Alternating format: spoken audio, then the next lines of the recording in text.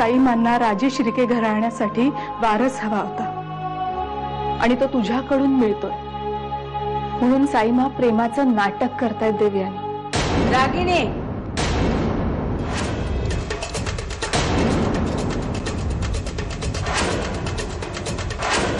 वहिनी, आता हा प्रश्न राजे शिर्केंच्या घरातला आहे। त्या बाबतीत काय ते ठरवायला विक्रम आणि देव दोघंही समर्थ आहेत।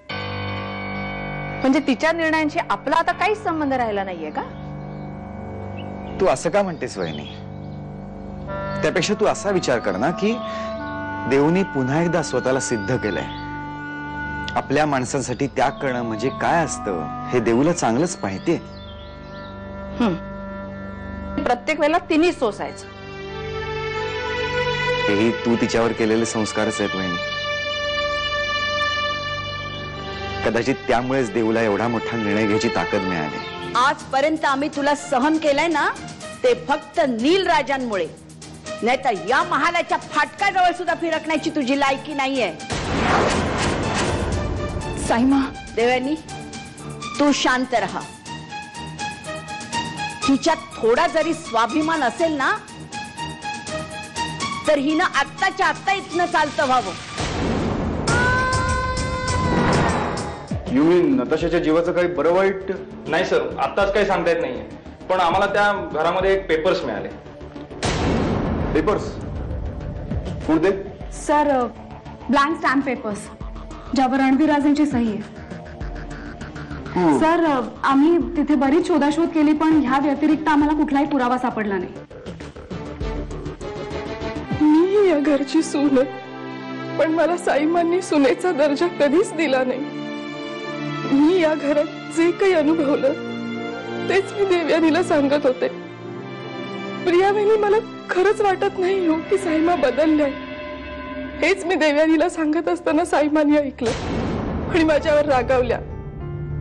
म्हणाला की या घरात मी पुन्हा कधीच पाऊल टाकायचं नाही। वहिनी, तुम्हीच सांगा, काय चुकलं हो माझं? मी स्पष्ट बोलते, हे चुकतं का माझं? काही नाही, पण आधी हे सगळे विचार मनातनं काढून टाक तुझ्या। तूही या घराण्याची सून आहेस, हेच सत्य आहे आणि हे सत्य साईमांना सुद्धा स्वीकारावंच लागेल। आम्ही त्यांना भाग पाडू। साईमा, रागिणी वहिनी, नाही वाटतं की राजे शिर्क्यांची सून म्हणून तुम्ही त्यांचा स्वीकार करावा। त्यांनाही या घरात यायचंय, पण आजपर्यंत फक्त दुःखच त्यांच्या वाट्याला आलंय आणि म्हणूनच जे त्यांनी भोगलंय ते फक्त माझ्या समोर त्या बोलून दाखवत होत्या। तुमच्या विरोधात जाऊन त्यांना खरंच काही बोलायचं नव्हतं। आम्ही तिला चांगलं ओळखतो देवयानी। आमच्याबद्दल तिचं काय मत आहे ना, हे आम्हाला माहिती आहे। ती कोणत्या थराला जाऊन विचार करू शकते हे आता पाहिलेस ना तू। आयुष्यात येणारा प्रत्येक क्षण महत्वाचा असतो, तो प्रत्येक क्षण जगायला पाहिजे, एन्जॉय करायला पाहिजे, असं तूच सांगायचीस ना हॉस्टेलवर। आता हा इतका बदल का झाला? आपण हॉस्टेलवरनं परत यायलाच नको होतं, तिथेच राहिलो असतो ना तर बरं झालं असतं। अगं मग जा ना ऑस्ट्रेलियाला, राहा ना तिकडे हॉस्टेलवरती। पण तिथे तू नसशील ना।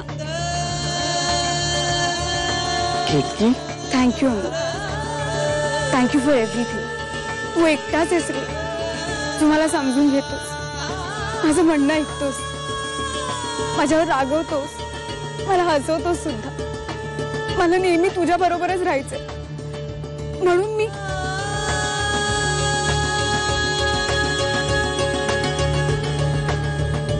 मला तुझ्याशी महत्वाचं बोलायचं आहे। तुझ्या आजूबाजूला कोणी नाही आहे ना? नाही, कोण नाहीये? काय झालं? तेव्हा आम्ही रणवीरराजेंच्या मागावर होतो, त्यांच्या वागण्यावरून आम्हाला काहीतरी संशयास्पद वाटतंय।